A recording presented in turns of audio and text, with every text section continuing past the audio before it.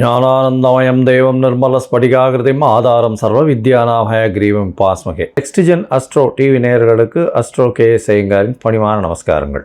வருட கிரகமான குரு ஒரு ராசியிலிருந்து அடுத்த ராசிக்கு செல்வதற்கு ஒரு வருடம் சுமாராக ஆறுது. அதாவது 13 மாதங்கள் ஆகும். இந்த வருஷம் பார்த்தாலேயானால் குரு பகவான் மிதுன ராசியிலிருந்து கடக ராசிக்கு போகிறார். என்னைக்கு போகிறார்? 26/5/2026 20/10/2026 வரும். கிட்டத்தட்ட 5 மாதம்தான் இந்த வருஷம் இருக்க போகிறார் இந்த கடகராசியில்.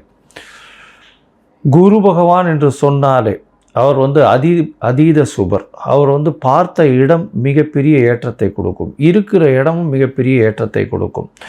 குரு பகவான் பார்த்தாலும் சரி இருந்தாலும் சரி அந்த இடம் மிகப்பெரிய வளமை பெறும், ஏற்றம் பெறும். அதனால் குரு பகவான் லக்னத்திலே இருந்தார்னா திக்பலம்னு சொல்லக்கூடியது. அதனால் எந்த லக்னமாக இருந்தாலும் குரு பகவான் லக்னத்தில் இருப்பாரே, ஆனால் அவர் நேர்மையானவராக இருக்கக்கூடிய வாய்ப்புகள் மிகவும் அதிகம். சரி, குரு பகவானை பொறுத்தவரையிலும் வேறு என்ன செய்யலாம், வேறு என்னென்னலாம் பார்க்கலாம் அப்படின்னு பார்த்தோம்னா, குருவினுடைய காரகத்துவம் என்ன அப்படின்னு பார்க்கும்பொழுது, குருவினுடைய காரகத்துவம் புத்திர காரகன்னு சொல்லக்கூடியவர். புத்திர காரகன்னா குழந்தை பிராப்திக்கு குருவினுடைய பார்வை மிகவும் அவசியம். 5ஆம் அதிபதி 5ஆம் இடத்தின் அதாவது 5ஆம் இடம் 5ஆம் இடத்தின் அதிபதி மற்றும் குரு, இந்த 3 கிரகங்களையும் எடுத்து தான் புத்திர ஸ்தானம், புத்திர ஸ்தானாதிபதி, புத்திர காரகன்னு சொல்லக்கூடிய குருவையும் எடுத்து தான் பார்க்கணும். அதாவது குழந்தைகள் இல்லாமல் ரொம்ப நாள் குழந்தை இல்லாமல் இருப்பவர்களுக்கு இந்த 3 விஷயங்களையும் எடுத்து பார்த்து அவளுடைய தசா கோச்சாரம் எப்படி இருக்குது அப்படின்றதையும் பார்க்கணும். சரி, புத்திரக்காரகன் தவிர வேறு என்ன அப்படின்னா தனக்காரகன்னு சொல்லக்கூடியவர். அதாவது பணம் வரணும் அப்படின்னா, நிறைய பணம் சேமித்து வச்சுருக்கணும் அப்படின்னா குரு பகவான் அவருடைய கடாட்சம் இருக்கணும். எந்த ஒரு விஷயத்திலும் பார்த்தாலேயானால் பணம் அதிகமாக சேர்க்கணும் அப்படின்னா குரு இருக்கணும். செலவு பண்ணணும், சந்தோஷமாக இருக்கணும், அனுபவிக்கணும்னா சுக்கிரன் நல்லபடியாக இருக்கணும். அப்படி இருந்தால் தான் உங்களுக்கு அந்த பணத்தை அதீதமாக செலவு பண்ணுவோம். அதனால தான் பார்த்தேன்னா ஒருத்தர் பணத்தை நிறைய சேர்ப்பார், அவருடைய அடுத்த ஜென்ரேஷனில் பணத்தை அதிகமாக செலவு பண்ணுவார். ஏன்னா அவருக்கு குரு ரொம்ப ஸ்ட்ராங்காக இருக்கும், இவருக்கு சுக்கிரன் ஸ்ட்ராங்காக இருக்கும். அதனால் எல்லா விதமான உலக இயல் வாழ்க்கைகளில் இருக்கக்கூடிய எல்லா விதமான இன்பங்களையும் அவர் சந்தோஷமாக ஏற்று பண்ணுவார். அதாவது சுக்கிரன் அதிகமாக ரொம்ப ஸ்ட்ராங்காக இருந்தாலும். சரி, குரு பகவான் நேர்மையானவராக இருக்கக்கூடிய வாய்ப்புகள் அதிகமாக இருக்கும். ஏன்னா கற்பது, கற்றுக் கொடுப்பது, கற்பிப்பது இதுதான் அவருடைய தொழிலே. அதை தவிர பார்த்தாலேனா எல்லாருக்கும் சொல்லிக் கொடுக்குறது. அதனால் சொல்லிக் கொடுக்குறதுன்னா இப்போ என்ன சொல்கிறதுனா நாலெட்ஜ் ட்ரான்ஸ்ஃபர்னு சொல்லுவோம், KT அப்படின்னு சொல்லக்கூடியது. அதே மாதிரி HR அப்படின்னு சொல்லக்கூடியது, அட்மினிஸ்ட்ரேட்டிவ் இன்சார்ஜ், இந்த மாதிரியான விஷயங்களை சொல்லக்கூடியவர். அதே மாதிரி தங்கம் அப்படின்னு சொல்லணும்னால குருவுக்கு உண்டான ஒரு மெட்டல்னு சொல்லக்கூடியது தங்க ஆபரணங்கள். அதாவது எப்படி சொல்லணும்னா, தங்கத்தை ஆபரணங்களாக பண்ணி ரொம்ப நகாசு வேலைகள்லாம் பார்த்தா அதில் சுக்கிரன் இருக்கும். ஆனால் அது பொதுவான தங்கம் அப்படின்னு அந்த மஞ்சள் நிறத்தோடு இருக்கக்கூடிய ஒரு தங்கம் அப்படின்னு வச்சேன்னா அந்த தங்கத்தினுடைய வெயிட்டு, தங்கத்தினுடைய இதுவை பார்த்தாலேனா குருவினுடைய ஆற்றல் இருக்கும். அதனால தான் தங்கத்திற்கு குருவினுடைய இது உலோகமாக கொடுக்கப்பட்டிருக்கு. சரி, இது தவிர தாவரத்தில் பார்த்தாலேனா முல்லைப்பூ, முல்லை செடி, அது தவிர இந்த வேர்க்கடலை இனிப்பு வகைகள், அதாவது கடலை மிட்டாய்னு சொல்லக்கூடியது, வேர்க்கடலை இனிப்பு வகைகள், சக்கரை பொங்கல், இந்த மாதிரியான விஷயங்கள். அது தவிர பார்த்தாலேனால் இந்த குரு பகவானுக்கு உண்டான மஞ்சள் மூக்கு கடலை, வெள்ளை மூக்கு கடலை, கருப்பு மூக்கு கடலைன்னு இந்த குரு பகவானுக்கே சுண்டல் போடுவோம். அது தவிர மஞ்சள் துணி, இது எல்லாமே குரு பகவானை சொல்லக்கூடிய விஷயம். குரு எல்லாவற்றிற்கும், அதாவது தேவர்கள் எல்லாருக்குமே அவர் தான் குரு. அதனால் இந்த குரு பகவான் எந்த கிரகத்தை பார்த்தாலும் குருவுக்கே எல்லா விஷயங்களிலும் அதிகாரம் உண்டு. அதனால் எந்த ஒரு தீய கிரகத்தை பார்த்தாலும் அவரும் கட்டுப்பாட்டில் வருவார். அதாவது தீய கிரகம்னு சொல்லக்கூடியது சூரியன், செவ்வாய், அதை தவிர ராகு, கேது, சனி வாழெல்லாம் சொல்கிறோம். இந்த கிரகங்களை பார்த்தாரே ஆனால் அந்த கிரகங்கள் சுபப்படக்கூடிய வாய்ப்புகள் மிகவும் அதிகம். எந்த இடத்தில் இருந்தாலும் இந்த துர்கிரகங்கள் குருவின் பார்வையினால் சுபப்படக்கூடிய வாய்ப்புகள் மிகவும் அதிகமாக இருக்கும். சரி, இந்த குரு பகவான் இப்போது மிதுன ராசியிலிருந்து கடக ராசிக்கு போகிறார். இந்த குரு பகவானுடைய காலபுருஷ தத்துவத்தின் ராசி பார்த்தோம்னா 9ஆம் ராசியும் 12ஆம் ராசியும், அதாவது 9ஆம் ராசி அப்படின்னு சொல்லக்கூடியது தனுசு, 12ஆம் ராசின்னு சொல்லக்கூடியது மீனம். இந்த 2 ராசிக்கும் அதிபதியாக இருக்கக்கூடியவர் குரு. இந்த குரு பகவான் கடகத்தில் உச்சம் பெறுறார். கடகத்தில் உச்சம் பெறக்கூடியவர் குரு பகவான். இதில் என்ன ஒரு பெரிய விசேஷம் அப்படின்னா, குரு பகவான் 9ஆம் இடத்துல அதாவது உங்களுக்கு படிப்பு, அதை தவிர வெளிநாடு போய் படிப்பு, மேற்படிப்பு, இது எல்லாமே குரு பகவானால் நல்லபடியாக ஆசீர்வதிக்கப்பட்டால் மட்டுமே உங்களுக்கு கிடைக்கும். அதே மாதிரி 12ஆம் இடத்தினுடைய அதிபதினு சொல்லக்கூடியவர் காலபுருஷ தத்துவத்தின் பிரகாரம். அதன் மூலியமாக பார்த்தேனால் குரு பகவான் சுப செலவுகளை கொடுப்பார். அதாவது 12ஆம் இடம் செலவுகளை கொடுக்கறது, அதாவது அயன சயன போகஸ்தானம் விரயஸ்தானம்னு சொல்லக்கூடிய இடம். உங்களுக்கு சுப செலவுகள் கொடுக்கணும். அதாவது பணம் வந்தாலும் சுபமாக இருக்கணும். அதை தவிர வெளிநாட்டில் போய் உங்களுக்கு அங்கேயே இருந்து பிஆர், அதை தவிர பர்மனெண்ட் ரெசிடென்ஷிப், அதை தவிர இந்த க்ரீன் கார்டு, இந்த மாதிரியான விஷயங்கள், H1B இதெல்லாம் வாங்கி அங்கேயே பர்மனெண்ட்டாக செட்டில் ஆகக்கூடிய பாக்கியத்தையும் உங்களுக்கு குரு பகவான் 12ஆம் இடத்துல இருந்தாலும் சரி, 8ஆம் இடத்திலிருந்து 12ஆம் இடத்தில் பார்த்தாலும் உங்களுக்கு அந்த வாய்ப்பினை நிச்சயமாக கொடுப்பார். சரி, இந்த குரு பகவான் இந்த ஒரு ராசிக்கும் என்ன பண்ணுறார் அப்படின்றத நம்ம பார்க்கலாம்.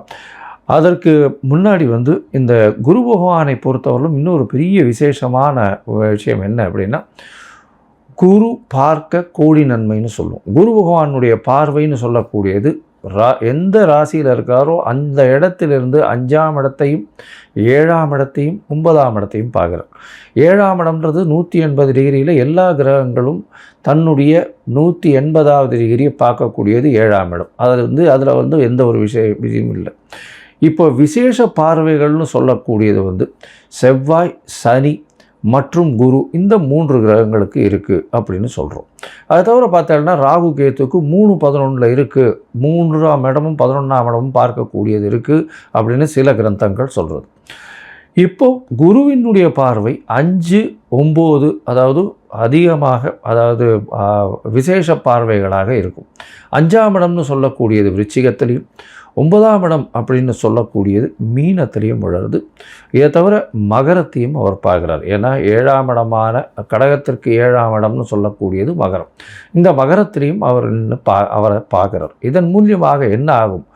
குரு பார்க்க கோடி நன்மை. அந்த இடம் எல்லாமே வளம் பெறும், சுபம் பெறும். அதை தவிர பார்த்தேனால் குரு பார்க்கறதுனால திருமண பாக்கியங்கள் ஏற்படும். அதாவது குரு பலம் வந்ததா அப்படின்னு சொல்லக்கூடியது. குரு பலம் வந்தது அப்படின்னு சொல்கிறது என்னென்னா, குருவினுடைய பார்வை 2, 4, 7, 8, 12 இந்த மாதிரியான விஷயங்களில் வந்ததே. ஆனால் குருவினுடைய பார்வை பட்டாலே, அதாவது அது நிச்சயமாக அவர்களுக்கு திருமண பாக்கியம் ஏற்படக்கூடிய வாய்ப்புகள் மிகவும் அதிகம்.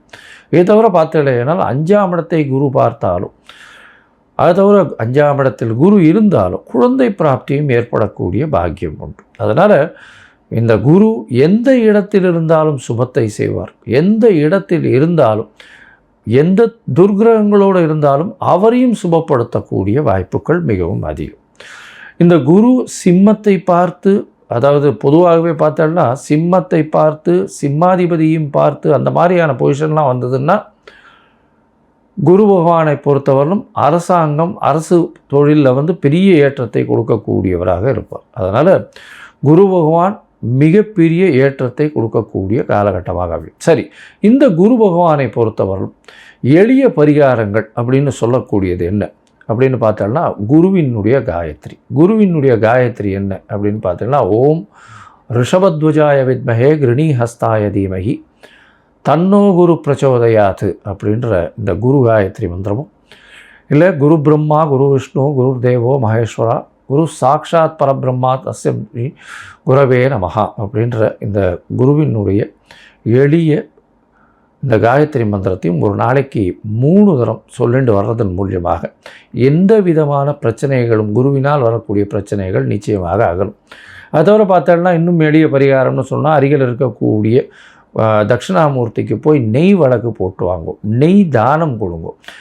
கோவிலில் இருக்கக்கூடிய அர்ச்சகருக்கு வேஷ்டி தானம் கொடுங்க. அதை தவிர பட்டு தானம் கொடுங்க.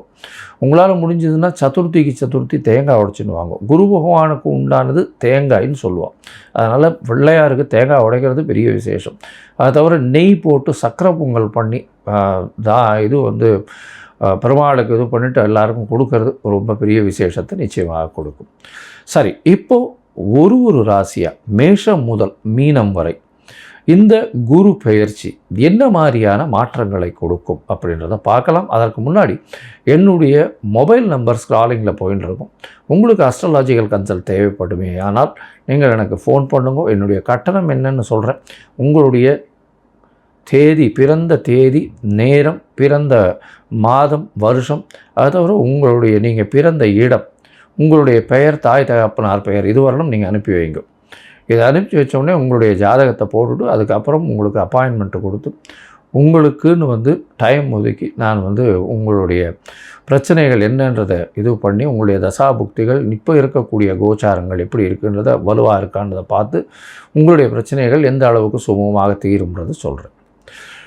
ஏன்னா இப்போ ராசி சந்தி, லக்ன சந்தி இதெல்லாம் ரொம்ப அதிகமாக இருக்குது. 50 வயசில் இருப்பா, அவளுக்கு ரிஷபராசியாக மிதுன ராசியானே தெரியாது. மிருகசீர நட்சத்திரம்னு சொல்லிட்டு இருப்பா, 2வது பாதம் 3வது பாதம் மாற்றி மாற்றி சொல்லிட்டு இருப்பா. அதே மாதிரி விசாகம் சொல்லிட்டு இருப்பா. துலாமாக இருக்குமா இல்லைன்னா விருச்சிகமாக இருக்குமான்னு தெரியாது. அதனால் கண்டிப்பாக ஜாதகத்தை போட்டு அதில் சந்தி இருக்கான்னு பார்த்துட்டு அதுக்கப்புறம் தான் உங்களுக்கு நான் அப்பாயின்மெண்ட் தர முடியும். சரி, இப்போ மேஷம் முதல் மீனம் வரை குரு பெயர்ச்சி பலன்கள் எப்படி இருக்குன்னு பார்க்கலாம். சிம்மம், மகம், பூரம், உத்திரம் இந்த 3 நட்சத்திரம் 9 பாதங்களை கொண்ட ராசி. ராசியின் அதிபதினு சொல்லக்கூடியவர் சூரியன்.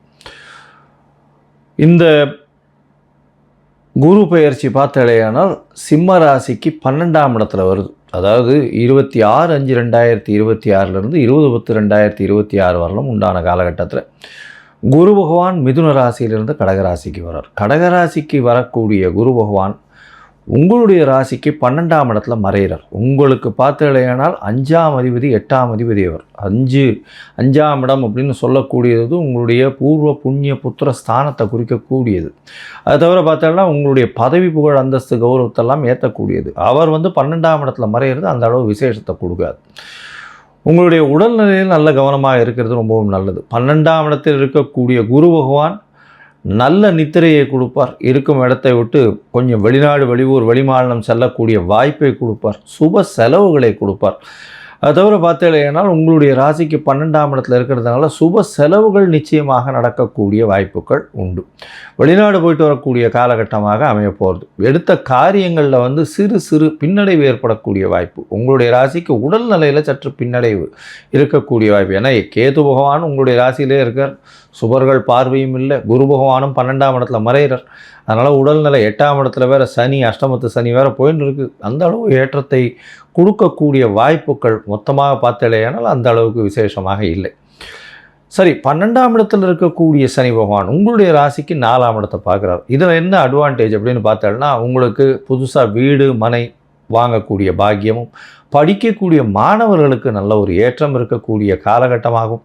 அது தவிர பார்த்தலையானால் உங்களுடைய தாயின் உடல்நிலையில் நல்லபடியாக இருக்கக்கூடிய வாய்ப்பும் இந்த காலகட்டத்தில் அமையும்.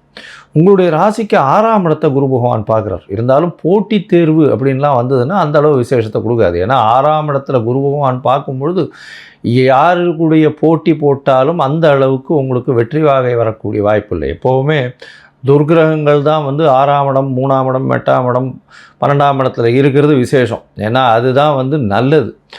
எந்த ஒரு எதிரிகளையும் வெல்லக்கூடிய ஆற்றல் 6ஆம் இடத்துல துர்கிரகங்களுக்கு தான் வருமே தவிர சுபர்கள் பார்வையினால் ஒரு அண்டர்ஸ்டாண்டிங்கில் போய் ஒரு ராஜதந்திரம் அப்படின்ற மாதிரி சொல்லக்கூடிய அளவுக்கு தான் போகுமே தவிர அந்த அளவுக்கு விசேஷத்தை உங்களுக்கு கொடுக்காது.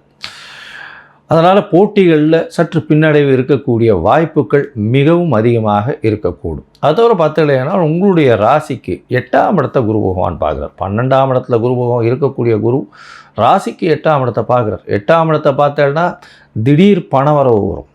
வெளிநாடு, வெளியூர், வெளிமாநிலம் செல்லக்கூடிய வாய்ப்பு வரும். மறைந்திருந்து இருக்க வேண்டிய காலகட்டமாக இருக்கும். அதை தவிர பார்த்தோம்னா 8ஆம் இடத்தை எடுத்து சொல்லும்பொழுது மறைந்த விஷயங்களிலிருந்து பொருள் வரும். மறைந்த விஷயங்கள் அப்படின்னு சொல்லக்கூடியது ஹார்ஸ் இது பார்த்தோம்னா ரேஸு, அதை தவிர ஷேர் மார்க்கெட்டு, இந்த மாதிரியான விஷயங்கள் இதிலெல்லாம் உங்களுக்கு நிச்சயமாக பணம் வருவதற்கு பஞ்சமில்லாமல் இருக்கும். வரக்கூடிய பணமும் நல்ல வகையில் சுப செலவுகளாக ஆகக்கூடிய வாய்ப்புகளையும் கொடுக்கும்.